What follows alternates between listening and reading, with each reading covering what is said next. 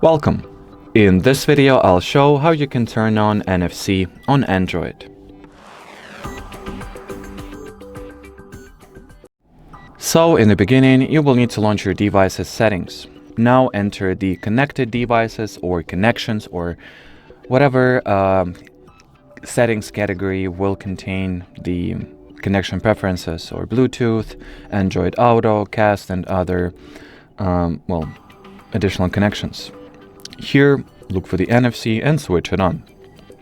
If you will struggle with finding the exact settings category section you need to enter, you can just open settings, then use the settings search to type in the NFC query and simply go from here. Open the NFC and switch it on. So, should you have any further questions, leave them in the comment section below. But as for now, thanks for watching and bye-bye.